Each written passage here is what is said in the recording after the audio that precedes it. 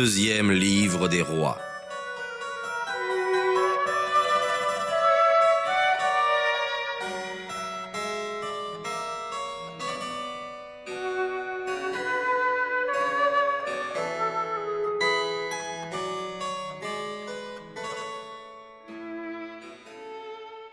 Après la mort d'Akab, Moab se révolta contre Israël. Et Ocosias, étant tombé par le treillis de la chambre haute qu'il avait à Samarie, il en fut malade.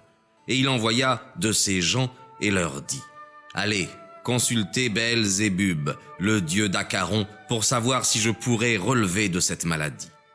En même temps, un ange du Seigneur parla à Élie le Thesbite et lui dit : Allez au-devant des gens du roi de Samarie, et dites-leur : Est-ce qu'il n'y a pas un Dieu dans Israël pour que vous consultiez Béel-Zébub, le Dieu d'Acaron ? C'est pourquoi, voici ce que dit le Seigneur : Vous ne descendrez point du lit où vous êtes, mais vous mourrez certainement. Et Élie se retira. Ceux qu'Ocosias avait envoyés étant revenus, il leur dit : Pourquoi êtes-vous revenus ? Ils lui répondirent : Un homme est venu au-devant de nous et nous a dit : Allez, retournez vers le roi qui vous a envoyé et dites-lui : Voici ce que dit le Seigneur. Est-ce qu'il n'y a point de Dieu en Israël pour que vous envoyiez ainsi consulter Béel-Zébub, le dieu d'Acaron ? C'est pourquoi vous ne descendrez point du lit où vous êtes, mais vous mourrez certainement. Le roi leur dit : Quelle est la figure et l'habit de cet homme qui est venu au-devant de vous et qui vous a dit ces paroles ? Ils lui répondirent : C'est un homme couvert de poils, ceint sur les reins d'une ceinture de cuir. Il leur dit : C'est Élie le Thesbite. Et il envoya un capitaine de 50 hommes et les 50 soldats qui étaient sous lui. Ce capitaine monta vers Élie, qui était assis au sommet d'une montagne, et il lui dit : Homme de Dieu, le roi vous commande de descendre. Élie lui répondit : Si je suis homme de Dieu, que le feu descende du ciel et vous dévore avec vos 50 hommes. Aussitôt, le feu du ciel descendit et dévora le capitaine avec les 50 hommes qui étaient avec lui. Ocosias envoya encore un autre capitaine avec ses 50 soldats, et il dit à Élie : Homme de Dieu, le roi m'a commandé de vous dire : hâtez-vous de descendre. Élie lui répondit : Si je suis homme de Dieu, que le feu du ciel descende et vous dévore avec vos 50 hommes. Et aussitôt, le feu du ciel descendit et dévora le capitaine et les 50 hommes qui étaient avec lui. Ocosias envoya encore un troisième capitaine et les 50 hommes avec lui. Ce capitaine, étant venu devant Élie, se mit à genoux et lui fit cette prière : Homme de Dieu, sauvez-moi la vie, ainsi qu'à vos serviteurs qui sont avec moi. Le feu est déjà descendu du ciel, et il a dévoré les 2 premiers capitaines et les 50 hommes que commandait chacun d'eux. Mais je vous supplie maintenant de me sauver la vie. En même temps, l'ange du Seigneur parla à Élie et lui dit : Descendez avec lui et ne craignez point. Élie se leva donc et descendit avec ce capitaine pour aller trouver le roi, auquel il parla ainsi : Voici ce que dit le Seigneur. Parce que vous avez envoyé des messagers pour consulter Béel-Zébub, le dieu d'Acaron, comme s'il n'y avait pas un Dieu en Israël que vous puissiez consulter, vous ne descendrez point du lit sur lequel vous êtes couché, mais vous mourrez certainement. Ocosias mourut donc selon la parole que le Seigneur avait dite par Élie, et Joram, son frère, régna à sa place la 2e année de Joram, fils de Josaphat, roi de Juda, car Ocosias n'avait pas de fils. Le reste des actions d'Ocosias est écrit au livre des Annales des rois d'Israël.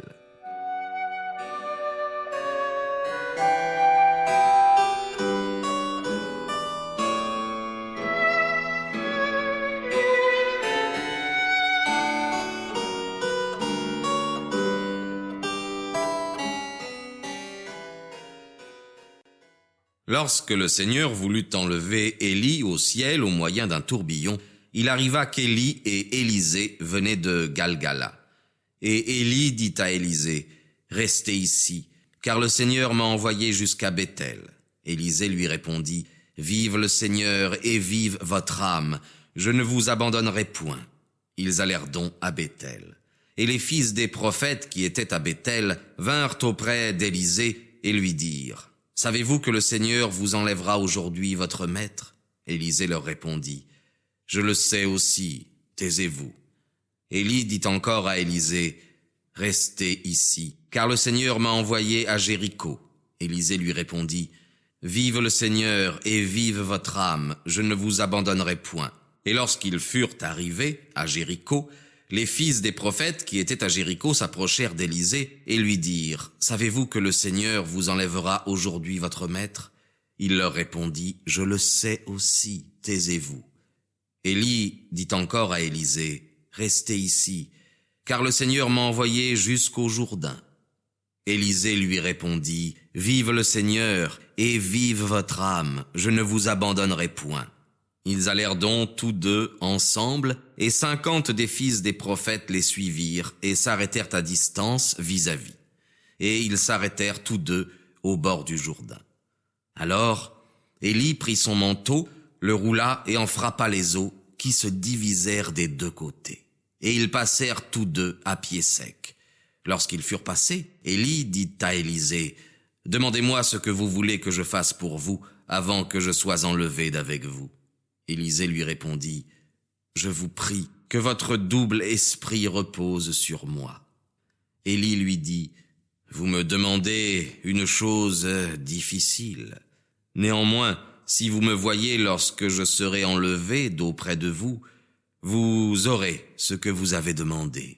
Mais si vous ne me voyez pas, vous ne l'aurez point. » Tandis qu'ils continuaient leur chemin et qu'ils marchaient en s'entretenant, un char de feu et des chevaux de feu les séparèrent tout à coup l'un de l'autre. Et Élie monta au ciel au milieu d'un tourbillon. Et Élisée le voyait et criait, « Mon père, le char d'Israël et son conducteur. » Ensuite, il ne le vit plus. Et prenant ses vêtements, il les déchira en deux parts. Puis il leva de terre le manteau qu'Élie avait laissé tomber pour lui.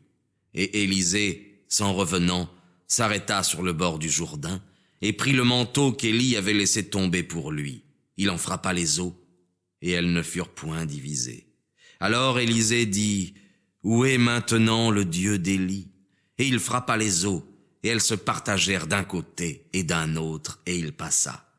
Les fils des prophètes qui étaient à Jéricho, vis-à-vis, ayant vu cela, s'écrièrent, « L'esprit d'Élie s'est reposé sur Élisée. » Et venant au-devant de lui, se prosternèrent contre terre devant lui, et ils dirent, « Il y a parmi vos serviteurs 50 hommes robustes qui peuvent aller chercher votre maître, car peut-être l'Esprit du Seigneur l'aura-t-il jeté sur une montagne ou dans une vallée. » Élisée leur répondit, « Ne les envoyez pas. » Mais ils le contraignirent par leurs instances à consentir, et il leur dit, « Envoyez-les. » Ils envoyèrent donc 50 hommes, qui, l'ayant cherché pendant 3 jours, ne le trouvèrent point.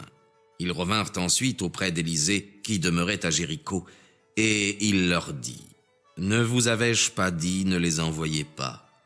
Les habitants de la ville dirent aussi à Élisée, « Seigneur, le séjour de cette ville est excellent, comme vous le voyez vous-même, mais les eaux sont très mauvaises et la terre est stérile. » Élisée leur répondit, « Apportez-moi un vase neuf et mettez-y du sel. » Lorsqu'ils le lui eurent apporté, il alla à la fontaine, et ayant jeté le sel dans l'eau, il dit, « Voici ce que dit le Seigneur. J'ai rendu ces eaux saines, et elles ne causeront plus à l'avenir ni mort ni stérilité. » Ces eaux devinrent donc saines, comme elles le sont encore aujourd'hui, selon la parole qu'Élisée prononça. Élisée vint de là, à Béthel, et tandis qu'il montait par le chemin, de petits enfants étant sortis de la ville, se moquaient de lui en disant « Monte chauve, monte chauve !» Élisée, ayant levé les yeux, les vit et les maudit au nom du Seigneur. Aussitôt, 2 ours sortirent de la forêt et déchirèrent 42 de ses enfants. Élisée alla ensuite sur le mont Carmel, d'où il revint à Samarie.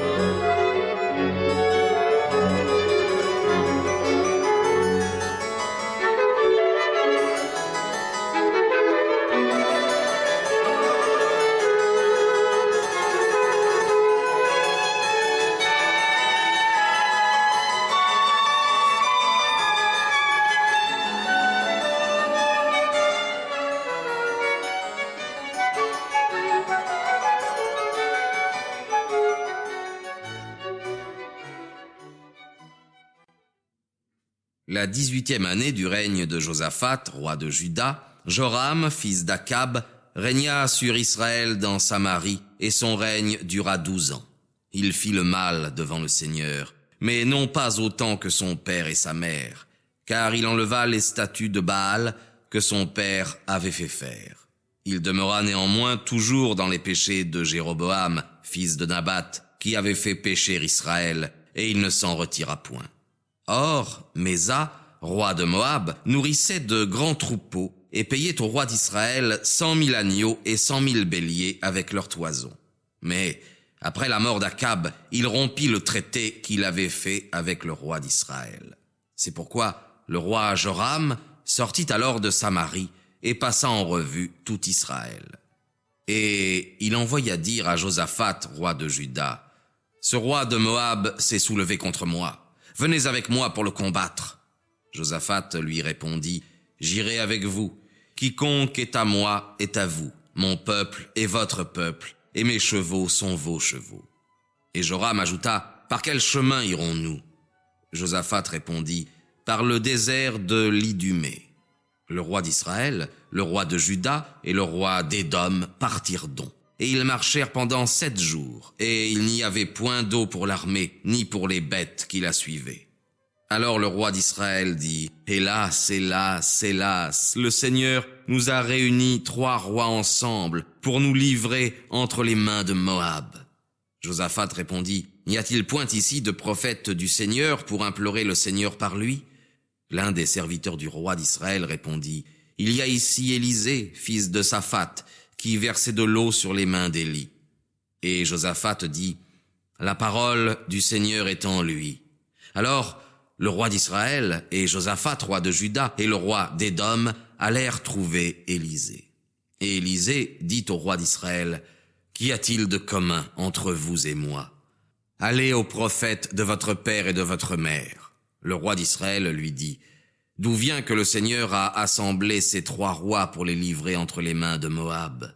Élisée lui dit, « Vive le Seigneur des armées, en la présence duquel je suis. Si je ne respectais la personne de Josaphat, roi de Juda, je n'aurais pas même jeté les yeux sur vous, et je ne vous aurais pas regardé. Mais maintenant, amenez-moi un joueur de harpe. » Et tandis que cet homme jouait sur sa harpe, la main du Seigneur fut sur Élisée, et il dit, « Voici ce que dit le Seigneur, faites plusieurs fosses le long du lit de ce torrent. Car voici ce que dit le Seigneur, vous ne verrez ni vent ni pluie, et néanmoins le lit de ce torrent sera rempli d'eau, et vous boirez, vous, vos serviteurs et vos bêtes. Et cela est peu de chose aux yeux du Seigneur, car de plus, il livrera Moab entre vos mains. Vous détruirez toutes les places fortes et toutes les villes importantes. Vous couperez tous les arbres fruitiers. Vous boucherez toutes les fontaines et vous couvrirez de pierres tous les champs les plus fertiles. » Le lendemain matin, à l'heure où l'on a coutume d'offrir le sacrifice, les eaux vinrent le long du chemin d'Édom et la terre fut remplie d'eau. Or, les Moabites, ayant appris que ces rois étaient venus pour les combattre, assemblèrent tous ceux qui portaient les armes et vinrent se poster aux frontières. Ils se levèrent dès le point du jour, et dès que les rayons du soleil brillèrent sur les eaux, elles leur parurent rouges comme du sang. Et ils dirent, « C'est du sang versé par le glaive. Les rois se sont battus l'un contre l'autre et se sont entretués. Maintenant, Moabites, marchez au pillage. » Ils vinrent donc au camp d'Israël. Mais les Israélites, sortant tout à coup, battirent les Moabites, qui s'enfuirent devant eux. Les vainqueurs les poursuivent. Nous espérons que vous avez apprécié cet aperçu. Pour continuer à écouter ce livre audio sur Google Play Livres, utilisez le lien dans la description de la vidéo.